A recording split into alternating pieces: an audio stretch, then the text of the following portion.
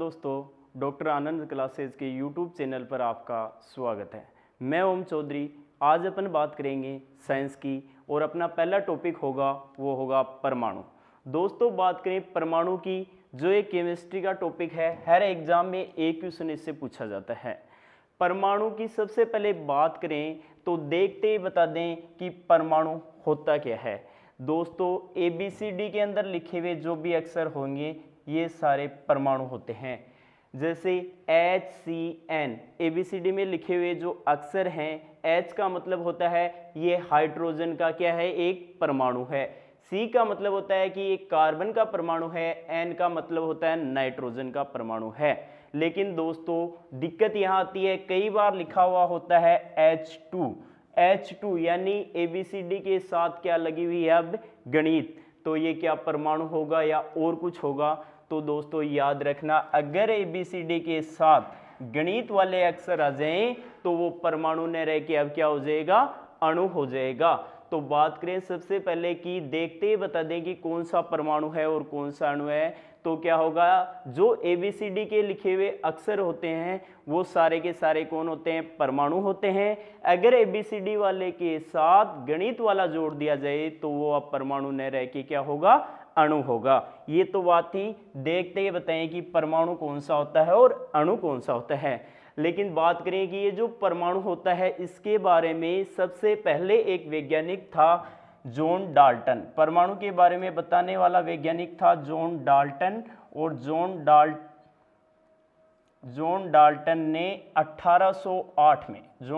ने 1808 में किसकी खोज की थी, परमाणु की खोज की थी। जॉन डाल्टन ने 1808 में परमाणु सिद्धांत दिया और इस परमाणु सिद्धांत में परमाणु के बारे में जॉन डाल्टन ने 5 बातें बताई। दोस्तों, 5 बातों से क्वेश्चन बनता है। पहली बात परमाणु की, जॉन डाल्टन ने बताया कि ये जो परमाणु होता है, पदार्थ होता है, जो पदार्थ होता है वो छोटे छोटे कणों से मिलकर बना होता है। कोई भी पदार्थ है, अपने पास कोई भी पदार्थ है, वो पदार्थ छोटे छोटे कणों से मिलकर बना होता है और इन छोटे छोटे कणों को परमाणु कहते हैं। कोई भी जो पदार्थ होगा वो छोटे छोटे कणों से मिलकर बना हुआ होगा और इन छोटे छोटे जो कण होते हैं, इन कणों को क्या कहते हैं, परमाणु। ये परमाणु की परिभाषा जॉन डाल्टन ने अपने सिद्धांत में बताई थी। लेकिन अच्छा क्वेश्चन बनता है NCERT का दोस्तों, कि ये जो बात बताई थी ये वैज्ञानिक ने 1808 में बताई थी, लेकिन NCERT में अच्छा क्वेश्चन देख रखा है 5वीं शताब्दी में एक भारतीय दार्शनिक था और उस दार्शनिक का नाम था महर्षि कणाद। महर्षि कणाद ने 5वीं शताब्दी में बता दिया था कि पदार्थ होता है वो छोटे छोटे कणों से मिलकर बना होता है और इन कणों को क्या कहते हैं, परमाणु कहते हैं। तो अब 2 क्वेश्चन बनते हैं अपने यहाँ से।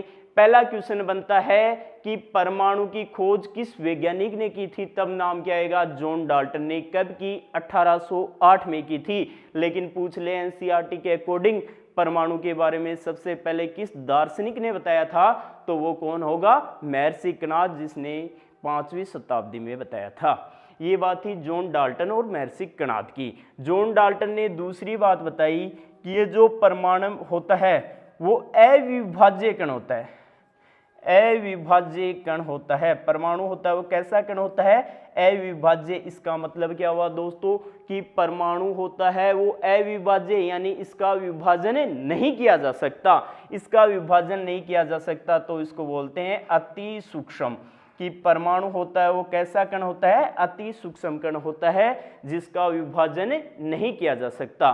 तीसरी बात बताई जॉन डाल्टन ने परमाणु के बारे में कि ये जो परमाणु होता है वो जो रासायनिक अभिक्रियाएं होती हैं, केमिकल जो रिएक्शन होती हैं, रासायनिक अभिक्रियाओं में परमाणु क्या करता है, भाग लेता है। रासायनिक अभिक्रियाओं में परमाणु क्या करेगा, भाग लेगा। तो अच्छा क्वेश्चन बनता है। और डी ग्रुप 2018 में जो भर्ती हुई थी ऑनलाइन, उसमें क्वेश्चन पूछा था कि जो पदार्थ का निर्माण किससे हो रहा, परमाणु से हो रहा है, तो पदार्थ के जो रासायनिक गुण होते हैं वो किसके द्वारा निर्धारित होते हैं, तो वो भी गुण कौन निर्धारित करता है, परमाणु। क्योंकि रासायनिक अभिक्रियाओं में भाग कौन लेता है, परमाणु लेता है। अगली बात बताई जॉन डाल्टन ने परमाणु के बारे में कि कोई भी पदार्थ, जो पदार्थ होता है, कोई भी पदार्थ में पाए जाने वाले सभी प्रकार के परमाणु, पदार्थ में पाए जाने वाले सभी प्रकार के परमाणु क्या होते हैं, समान होते हैं। यानी कि कोई भी पदार्थ जिन परमाणुओं से मिलकर बना है तो वो परमाणु सारे के सारे क्या होंगे, पदार्थ के समान होंगे, सारे परमाणु समान होंगे और उसका आकार आकृति समान होगी। यानी परमाणुओं की संरचना, एक पदार्थ के परमाणु की संरचना भी क्या होती है, समान होती है। ये पदार्थ के 4 गुण। परमाणु का 5वां गुण जॉन डाल्टन ने क्या बताया था कि ये जो परमाणु होता है वो इसका प्रकृति में बात करें, परमाणु का प्रकृति में बात करें कि परमाणु का प्रकृति में स्वतंत्र अस्तित्व संभव नहीं है। परमाणु का प्रकृति में स्वतंत्र अस्तित्व संभव नहीं है। यानी परमाणु, कोई भी परमाणु को अगर प्रकृति में रहा, यह हाइड्रोजन का H है, H को देखते ही बता देंगे कि H क्या एक परमाणु है। अब ये H एक परमाणु है। जॉन डाल्टन ने 5वीं बात बताई थी अपने परमाणु सिद्धांत में कि परमाणु का प्रकृति में स्वतंत्र अस्तित्व संभव नहीं है। अगर ये प्रकृति में H एकला रहा तो ये नहीं रह सकता, ये दूसरे H से जुड़ेगा और 2 H आपस में मिल जाएंगे तो किसका निर्माण कर देंगे, हाइड्रोजन गैस H2 का निर्माण कर देंगे। और अपन ने पहले बात की थी जब 2 H आपस में जुड़ गए H2 बन गए तो ये परमाणु रहा क्या, नहीं, ये परमाणु न रह के अब किसका निर्माण हो गया, अणु का निर्माण हो गया। ये परमाणु रह के नहीं रह के क्या बना, अब अणु बना। तो 5वीं बात जॉन डाल्टन की परमाणु सिद्धांत में क्या थी कि परमाणु का प्रकृति में स्वतंत्र अस्तित्व संभव नहीं होता है। ये 5 बात जॉन डाल्टन ने अपने परमाणु सिद्धांत में बताई थी और 5 बातों से अच्छे क्वेश्चन बनते हैं। पहली बात से क्वेश्चन बनता है परमाणु का कि पदार्थ का सबसे छोटा कण होता है वो क्या कहलाएगा, तो क्या होगा, परमाणु कहलाता है। अगली बात बताइए कि अविभाज्य कण है, यानी पदार्थ का सबसे सूक्ष्मतम कण पूछा जाए तो कौन सा होगा, परमाणु होगा। तीसरी बात बताइए कि पदार्थ की रासायनिक अभिक्रियाओं में भाग लेता है तो क्वेश्चन पूछता है पदार्थ के रासायनिक गुण किसके द्वारा निर्धारित होते हैं, तो किसके द्वारा निर्धारित होंगे, परमाणु के द्वारा निर्धारित होंगे। और एक पदार्थ में पाए जाने वाले सारे के सारे परमाणु संरचना और आकार आकृति की बात करें तो वो क्या होंगे, समान होंगे। और 5वीं बात बताई परमाणु की जॉन डाल्टन ने कि प्रकृति में स्वतंत्र अस्तित्व संभव नहीं है। लेकिन दोस्तों 19वीं शताब्दी में क्या हुआ कि जॉन डाल्टन ने तो बता दिया था कि परमाणु अविभाज्य कण है, इसका विभाजन नहीं किया जा सकता। लेकिन 19वीं शताब्दी में कुछ वैज्ञानिक आए और उन वैज्ञानिकों ने परमाणु में क्या किया, कुछ विभाजन किया, परमाणु को अलग अलग भागों में बांटा या परमाणु के भागों में विभाजित किया। और उन वैज्ञानिकों ने परमाणु को कितने भागों में विभाजित किया, 3 भागों में विभाजित किया। तो जॉन डाल्टन का परमाणु सिद्धांत का खंडन करने वाले वैज्ञानिक थे 3, जिसने परमाणु को 3 भागों में विभाजित किया। देखते हैं दोस्तों कौन से। ये कोई भी अपने पास परमाणु है, इस परमाणु को 19वीं शताब्दी में 3 वैज्ञानिकों ने कितने भागों में विभाजित किया, 3 भागों में विभाजित किया। अब 3 भागों में विभाजित किया परमाणु का तो नाम भी तीनों का क्या होगा, अलग अलग होगा। एक भाग रखा, उसका नाम रखा एक इलेक्ट्रॉन, परमाणु के एक भाग का नाम क्या रखा, इलेक्ट्रॉन। दूसरा भाग बताया परमाणु का वो कौन सा बताया, प्रोटॉन। दूसरा भाग परमाणु का होता है कौन सा, प्रोटॉन। और तीसरा जो भाग है परमाणु का वो कौन सा होता है, न्यूट्रॉन। जॉन डाल्टन ने परमाणु को अविभाज्य बताया, लेकिन 19वीं शताब्दी में इसका खंडन हुआ और खंडन में परमाणु के कितने भाग बता दिए, 3 भाग। तो परमाणु को कितने भागों में बांटा जा सकता है, 3 भागों में बांटा जा सकता है। कौन कौन से भाग होंगे, इलेक्ट्रॉन, प्रोटॉन और न्यूट्रॉन होंगे। दोस्तों सबसे अच्छा क्वेश्चन बनता है कि परमाणु को 3 भागों में बांटा तो किस आधार पर बांटा, पूछा हुआ क्वेश्चन है, दिल्ली पुलिस में पूछा था दोस्तों कि परमाणु को 3 भागों में किस आधार पर बांटा गया। तो परमाणु को 3 भागों में बांटने का जो आधार था वो कैसा था दोस्तों, आवेश के आधार पर परमाणु को 3 भागों में बांटा गया। और यहाँ से कई बार क्वेश्चन पूछ लेता है, ये जो आवेश होता है, आवेश का जो मात्रक होता है वो होता है दोस्तों कूलाम। आवेश का मात्रक क्या होता है, कूलाम होता है। अब परमाणु को आवेश के आधार पर 3 भागों में बांटा है, तो तीनों का आवेश का मान भी दोस्तों क्या होगा, अलग अलग होगा। अगर तीनों पर सेम आवेश होता तो इसको 3 भागों में नहीं बांटा जा सकता। बात करें सबसे पहले अपन इलेक्ट्रॉन की, सुनना दोस्तों, इलेक्ट्रॉन की बात करें तो इलेक्ट्रॉन पर आवेश के आधार पर बांटा है, तो आवेश पाया जाता है, वो आवेश कैसा होगा, क्वेश्चन बहुत बार पूछता है कि इलेक्ट्रॉन कैसा आवेशित कण होता है, तो इलेक्ट्रॉन पे जो आवेश पाया जाता है वो कैसा होता है, ऋण आवेश होता है। इलेक्ट्रॉन पे पाया जाने वाला आवेश कैसा होगा, ऋण आवेश। तो क्वेश्चन पूछ लेता है कई बार कि निम्न में से कौन सा कण ऋण आवेशित होता है, तो उत्तर क्या होगा, इलेक्ट्रॉन होता है। अब इस पर ऋण आवेश है तो उसका कोई न कोई मान तो होगा ना, तो इलेक्ट्रॉन पर पाए जाने वाले आवेश का मान की बात करें तो मान होता है, वो कितना होता है दोस्तों, 1.67 गुणा 10 की घात माइनस 19 कूलाम होता है। माइनस कितना होगा, 19 कूलाम। लेकिन किस में होगा, ऋण आवेश है तो मान किस में आएगा, ऋणात्मक होता है।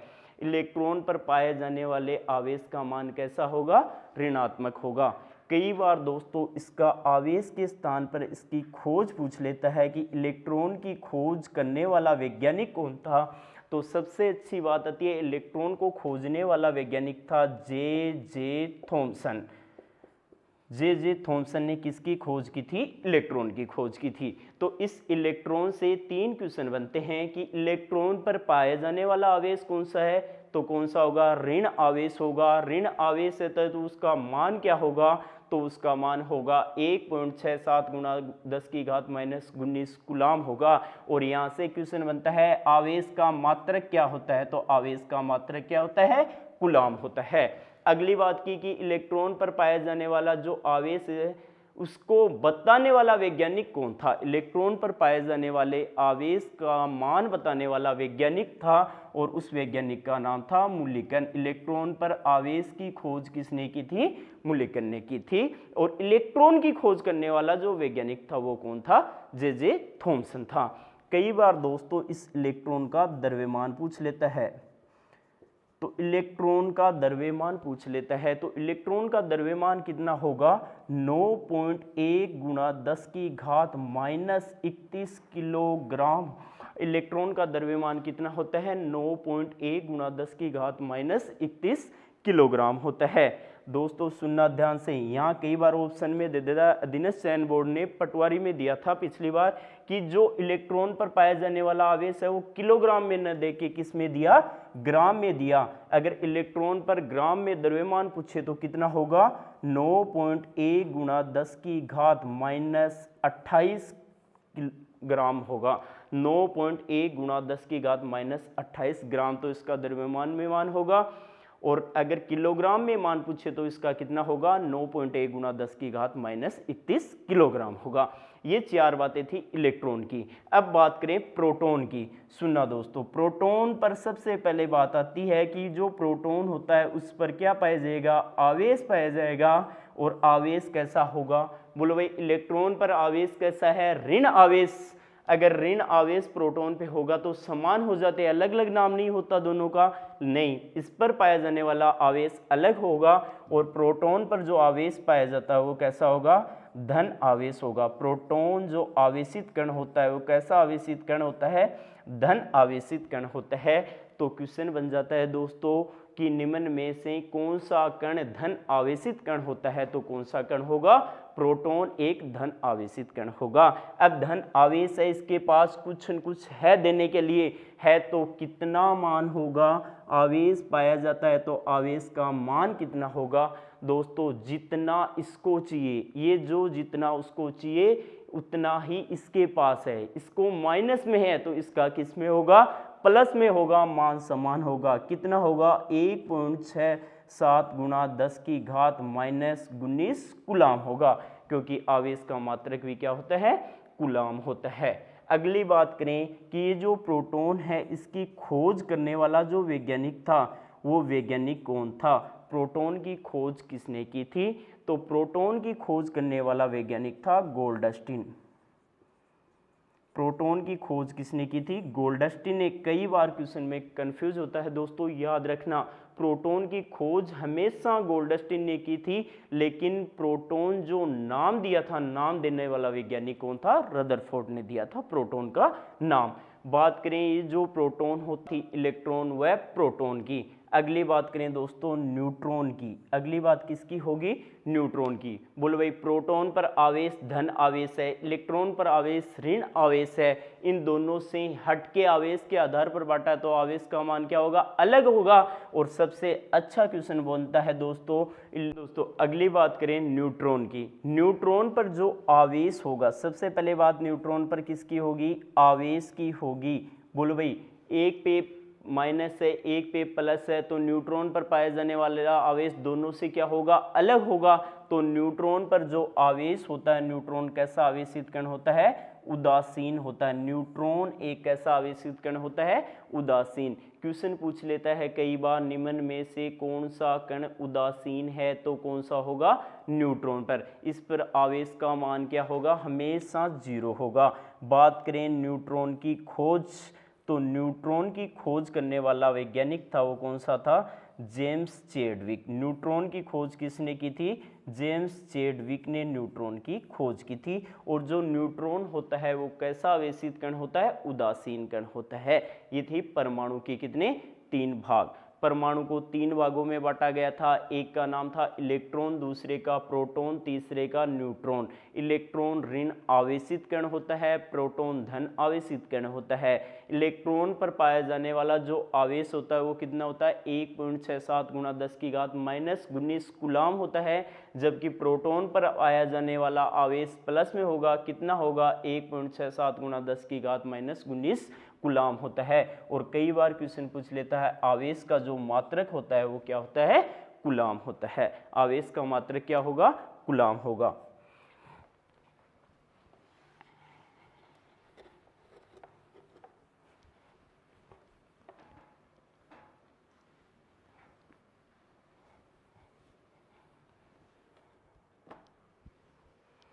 अगली बात करें दोस्तों परमाणु के बारे में। अलग अलग वैज्ञानिकों ने परमाणु के क्या दिए? सिद्धांत दिए थे। और परमाणु के बारे में जो सिद्धांत प्रचलित हैं या परमाणु के सिद्धांत दिए गए थे वो कितने सिद्धांत थे?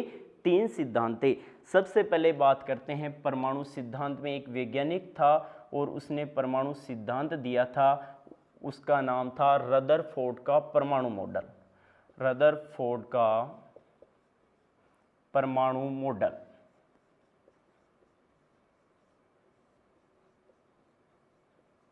एक जो मॉडल दिया गया था वो दिया था जे थॉमसन ने।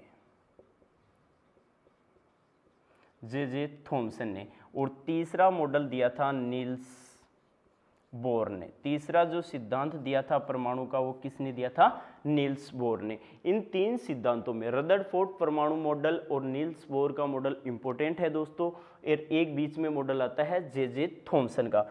सबसे पहले बात करते हैं परमाणु सिद्धांत में J Thomson model. J Thomson model.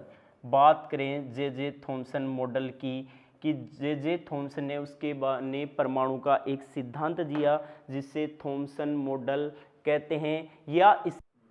हाँ भाई दोस्तों, सबसे पहले बात करते हैं जे थॉमसन के परमाणु मॉडल की। जे थॉमसन का परमाणु मॉडल था, उसका दूसरा नाम था प्लम पुंडलिंग मॉडल या तरबूज मॉडल। तो जे थॉमसन ने अपने मॉडल में क्या बताया था? जिस प्रकार तरबूज गोल संरचना होती है उसी प्रकार परमाणु एक गोल आकृति होती है। और जिस प्रकार तरबूज में 2 भाग होते हैं दोस्तों, एक भाग होता है तरबूज में लाल गिरी वाला भाग और दूसरे बीच बीच में क्या पाए जाते हैं? बीज पाए जाते हैं। तो जे थॉमसन ने इसमें क्या बताया कि ये जो तरबूज होता है उसमें लाल गिरी वाला भाग होता है वो तो कौन होता है? प्रोटॉन होता है। वो तो कौन होगा? प्रोटॉन होगा। और बीच बीच में पाए जाने वाले जो बीज होते हैं उन बीजों को जे थॉमसन ने क्या बताया था? इलेक्ट्रॉन बताया था। जे जे थॉमसन ने क्या बताया इनको? इलेक्ट्रॉन बताया। तो जे जे थॉमसन के परमाणु जो मॉडल है उससे क्या हुआ कि एक जो परमाणु होता है वो एक गोल खोखली संरचना होती है, जिसका अधिकांश जो भाग होता है उसमें तो प्रोटॉन पाया जाता है, और प्रोटॉन्स के बीच बीच में कौन उपस्थित होता है? इलेक्ट्रॉन उपस्थित होता है। और इलेक्ट्रॉन और प्रोटॉन की कोई निश्चित स्थिति का विवरण नहीं दिया था। निश्चित स्थिति का विवरण नहीं देने के कारण ये सिद्धांत कैसा था? अमान्य सिद्धांत था। लेकिन इस सिद्धांत से सबसे अच्छी बात और सबसे इंपॉर्टेंट एक क्वेश्चन बताया गया था। वो क्या था कि ये जो परमाणु था उसकी एक तो आकृति बताई थी। आकृति कैसी होगी? गोल खोखली संरचना होती है, और इस गोल खोखली संरचना होती है, इसकी आकृति का एक मान बताया था कि परमाणु का कितना आमाप या कितना होता है। आमाप की बात करें या परमाणु का परिमाण कितना होता है, तो परमाणु का जो होगा वो आमाप कितना होगा? 10⁻⁻10 मीटर होता है। परमाणु की आकृति कितनी होती है? 10⁻⁻10 मीटर। ये बात किसने बताई थी? जे जे थॉमसन ने बताई थी अपने परमाणु मॉडल में। ये मॉडल अमान्य हो गया था, क्योंकि न तो इस मॉडल में प्रोटॉन की स्थिति को निश्चित स्पष्ट किया और न ही इलेक्ट्रॉन की निश्चित स्थिति बताई। दोस्तों, इसके बाद में परमाणु का दूसरा मॉडल आता है, और वो मॉडल कौन सा है? Rutherford model. सबसे इंपॉर्टेंट बात बताइए, सबसे अच्छा मॉडल था। सुना दोस्तों, इसके बारे में बात करें रदरफोर्ड मॉडल ने, तो रदरफोर्ड ने अपने मॉडल में जो चीज काम में ली वो देखते हैं। सबसे पहले रदरफोर्ड ने अल्फा कणों को काम में लिया। क्या लिया? अल्फा कणों को। ये जो अल्फा कण होते हैं, कई बार क्वेश्चन पूछ लेता है कि अल्फा कण कैसे आवेशित होते हैं। तो याद रखना दोस्तों, अल्फा कण होते हैं वो कैसे आवेशित कण होते हैं? द्विधन आवेशित कण होते हैं। द्विधन आवेशित कण होते हैं। अल्फा कण हमेशा कैसे होंगे? द्विधन आवेशित कण होते हैं। दूसरा, रदरफोर्ड ने अपने परमाणु मॉडल में सवर्ण यानी सोने की एक पन्नी काम में ली थी, और तीसरा जो काम में लिया था वो लिया था ZnS, जिंक सल्फाइड की एक क्या ली थी? प्रत काम में ली थी। ये लिया था रदरफोर्ड ने अपने परमाणु सिद्धांत में काम में। और रदरफोर्ड ने अपने परमाणु सिद्धांत में इनके आधार पर एक परमाणु का सिद्धांत दिया था दोस्तों, उसके बारे में सुनना, अच्छे क्वेश्चन बनेंगे। सबसे पहले रदरफोर्ड ने क्या बताया कि ये जो एक सवर्ण पन्नी यानी सोने की पन्नी का एक परमाणु लिया, इस परमाणु लेने के बाद इस परमाणु में कौन से कणों की बौछार की? रदरफोर्ड ने इस पर अल्फा कणों की बौछार की, और अल्फा कणों की बौछार की तो रदरफोर्ड ने देखा कि अल्फा कण परमाणु से गुजरकर कहाँ जा रहे हैं? पीछे की ओर जा रहे हैं। तो इन कणों पर एक ZnS, जिंक सल्फाइड की परत लगाई। किसकी परत लगाई? ZnS की। जब अल्फा कण, ये यहाँ से जाने वाले कण कौन से कण हैं? अल्फा कण सवर्ण सोने के परमाणु से गुजरेंगे, और गुजरने के पश्चात किसके ऊपर टकराएंगे? ये ZnS, और ZnS की परत पर जब अल्फा कण टकराते हैं तो एक क्या उत्पन्न होती है? चिंगारी उत्पन्न होती है। यानी आग का निर्माण करते हैं, जिससे उसने पता लगाया रदरफोर्ड ने कि परमाणु इससे गुजरने के बाद ZnS पर टकरा रहा है और आग उत्पन्न कर रहा है, यानी परमाणु खोखला है जिससे अल्फा कण सीधे निकल रहे हैं। अब देखा रदरफोर्ड ने, क्या देखा आगे कि एक अल्फा कण परमाणु के किस भाग से? बीच वाले भाग से। परमाणु के किस भाग से? बीच वाले भाग से टकराता है और वापस 180 डिग्री यानी वापस उसी दिशा में क्या हो जाता है? मुड़ जाता है। वापस उसी दिशा में मुड़ जाता है। ZnS पर आगे नहीं जाता है और आग उत्पन्न नहीं करता है, तो वापस वो 180 डिग्री के कोण पे मुड़ रहा है, यानी बीच वाले भाग से टकराकर अल्फा कण वापस क्या आ रहा है? इधर की ओर आ रहा है। तो उससे निष्कर्ष निकाला रदरफोर्ड ने कि परमाणु का जो बीच वाला भाग है वो कैसा है? कठोर होता है, और परमाणु के इस कठोर भाग को रदरफोर्ड ने क्या नाम दिया था? नाभिक नाम दिया था, न्यूक्लियस कहते हैं। तो अल्फा कणों के टकराया बीच वाले भाग से और वापस उसी दिशा में आया। बीच वाला भाग कठोर था, इस कठोर भाग को रदरफोर्ड ने क्या नाम दे दिया? नाभिक नाम दे दिया। तो दोस्तों इंपॉर्टेंट क्वेश्चन बनता है, परमाणु में नाभिक की खोज किसने की थी? तो परमाणु में नाभिक की खोज करने वाला वैज्ञानिक कौन था? रदरफोर्ड था। अब रदरफोर्ड ने परमाणु में नाभिक की खोज की तो उसके बाद में इस नाभिक का क्या बताया? इसने आकार बताया। तो नाभिक का जो आकार होता है वो 10⁻⁻15 मीटर होता है। नाभिक का आकार कितना होता है दोस्तों? 10⁻⁻15 मीटर होता है। ये बात बताई थी रदरफोर्ड ने परमाणु में नाभिक के बारे में। अगली बात बताई कि ये जो नाभिक होती है, नाभिक के चारों ओर इलेक्ट्रॉन कक्षाओं में चक्कर लगाते हैं। नाभिक के चारों ओर कौन चक्कर लगा रहे हैं? इलेक्ट्रॉन चक्कर लगा रहे हैं। लेकिन इलेक्ट्रॉन कौन सी कक्षा में चक्कर लगाते हैं, ये स्थिति भी किसने नहीं बताई? रदरफोर्ड ने बताई। तो ये सिद्धांत भी मान्य नहीं हुआ इतना। ये सिद्धांत भी कैसा मान लिया गया? परमाणु का अमान्य सिद्धांत मान लिया गया। लेकिन दोस्तों इस सिद्धांत से अच्छे क्वेश्चन बनते हैं। एक बार दोबारा देखना कि रदरफोर्ड ने अपने परमाणु सिद्धांत में कौन से कणों की बौछार की? तो अल्फा कणों की बौछार की। और ये अल्फा कण कैसे आवेशित कण होते हैं? द्विधन आवेशित कण होते हैं। अब अल्फा कण द्विधन आवेशित कण है और बीच वाला भाग अगर कैसा कठोर होता है, इससे टकराकर वापस आ रहे हैं अल्फा कण, तो इस बीच वाले भाग को रदरफोर्ड ने क्या कहा? नाभिक कहा। और नाभिक कहा तो इस नाभिक में पाया जाने वाला, बोलो भाई दोस्तों, प्लस वाला होगा या माइनस वाला? अरे माइनस वाला। एक होता है जब दो समान आवेश आपस में मिलते हैं तो उसमें क्या होगा? प्रतिकर्षण होगा, यानी वो टकराएंगे। अगर ये प्लस वाला है और यहाँ कौन होगा? माइनस वाला, तो वो क्या है? आपस में जुड़ जाएंगे। लेकिन ये भी प्लस वाला था और बीच वाला वही कौन था? नहीं पता था पहले। उसने जब नाभिक की खोज की तब नहीं पता था। लेकिन उसने क्या देखा कि अगर ये माइनस वाला होता तो वापस टकराकर वापस कण नहीं आता। ये भी कैसा कण था? प्लस वाला था, इसलिए टकराकर, क्योंकि जब दो समान आवेश आपस में मिलते हैं तो उसमें आकर्षण नहीं, क्या होता है? प्रतिकर्षण होता है। इस वजह से यहाँ टकराकर वापस आया। तो दोस्तों सबसे अच्छा बनता है परमाणु की नाभिक होती है वो कैसी आवेशित होती है? तो हमेशा परमाणु की कैसी आवेशित होगी? धन आवेशित होगी। परमाणु की नाभिक कैसी आवेशित होगी? धन आवेशित होगी। तो जब धन आवेशित होगी, बात कर रहे हैं किसकी? परमाणु की बात कर रहे हैं, और धन आवेशित है तो परमाणु की नाभिक है वो किससे मिलकर बनी हुई होगी? प्रोटॉन प्लस न्यूट्रॉन से मिलकर बनी हुई होती है। परमाणु की नाभिक किससे मिलकर बनती है? प्रोटॉन प्लस न्यूट्रॉन से मिलकर बनी हुई होती है। तो दोस्तों प्रोटॉन प्लस न्यूट्रॉन को सम्मिलित रूप से कहते हैं न्यूक्लियॉन। न्यूक्लियॉन कहते हैं। कई बार एग्जाम में क्वेश्चन पूछ लेता है निम्न में से न्यूक्लियॉन किसे कहते हैं? तो कौन सा होगा? प्रोटॉन प्लस न्यूट्रॉन आपस में क्या कहलाएंगे दोस्तों? न्यूक्लियॉन कहलाते हैं।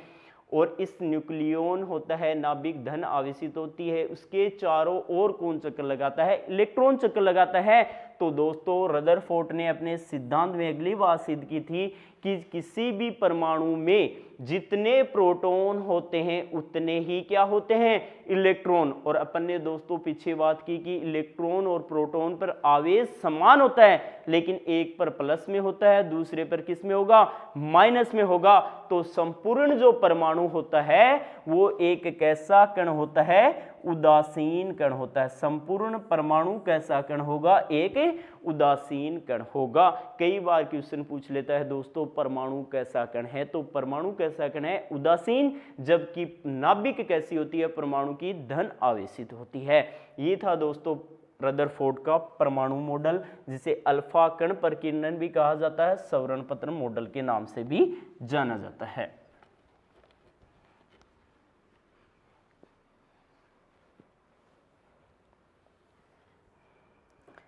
तीसरी बात करें परमाणु का, तीसरा जो मॉडल था वो था नील्स बोर का मॉडल। परमाणु का तीसरा मॉडल कौन सा था? Niels Bohr model. परमाणु का तीसरा मॉडल है नील्स बोर, या जिसे आधुनिक सिद्धांत भी कहते हैं। परमाणु का आधुनिक सिद्धांत भी कहा जाता है। नील्स बोर ने परमाणु के आधुनिक सिद्धांत में क्या बताया था, सुना दोस्तों। ये जो परमाणु होता है वो एक गोल खोखली संरचना होती है, जिसका बीच वाला भाग होता है उसे नाभिक कहते हैं, और परमाणु के नाभिक में प्रोटॉन प्लस न्यूट्रॉन पाए जाते हैं, जिसे सम्मिलित रूप से न्यूक्लियॉन कहते हैं। न्यूक्लियॉन यानी परमाणु की नाभिक के चारों ओर ऊर्जा, परमाणु की ये जो नाभिक है, नील्स बोर ने बताया कि परमाणु की नाभिक के चारों ओर ऊर्जा स्तर पाए जाते हैं, और इन ऊर्जा स्तरों को क्या कहा जाता है, कक्षा या कोष कहते हैं। अब ये जो ऊर्जा स्तर होते हैं इनको कक्षा या कोष कहते हैं, और नील्स बोर ने बता दिया कि ये जो परमाणु होते हैं उसमें पाए जाने वाले जो इलेक्ट्रॉन होते हैं वो इलेक्ट्रॉन इस कक्षाओं में क्या करते हैं, चक्कर लगाते हैं। कक्षाओं में क्या करते हैं, चक्कर लगाते हैं। तो इन कक्षाओं के ऊर्जा स्तर पाए जाते हैं, इन ऊर्जा स्तरों को कक्षा या कोष कहते हैं, जिसमें क्या करते हैं, इलेक्ट्रॉन चक्कर लगाते हैं। तो नील्स बोर का जो सिद्धांत था दोस्तों वो कहता है कि परमाणु एक गोल खोखली संरचना है, जिसका बीच वाला जो भाग होता है वो नाभिक कहलाता है। नाभिक के चारों ओर इलेक्ट्रॉन कक्षाओं में चक्कर लगाते हैं, और दोस्तों इन जो कक्षाएं होती हैं इन कक्षाओं का जो मान होता है, जो नाम होता है वो होता है K, L, M और N। इलेक्ट्रॉन होते हैं वो इन कक्षाओं में क्या करते हैं, विचरण करते हैं। तो नील्स बोर के सिद्धांत के अनुसार इलेक्ट्रॉन क्या आ गए, अब निश्चित कक्षाओं में चक्कर लगा रहे हैं। इलेक्ट्रॉन परमाणु के चारों ओर किस कक्षाओं में चक्कर लगा रहे हैं, निश्चित कक्षाओं में, जबकि रदरफोर्ड ने कहीं भी अपने मॉडल में इन कक्षाओं का जिक्र नहीं किया था। ये थे परमाणु के 3 सिद्धांत दोस्तों।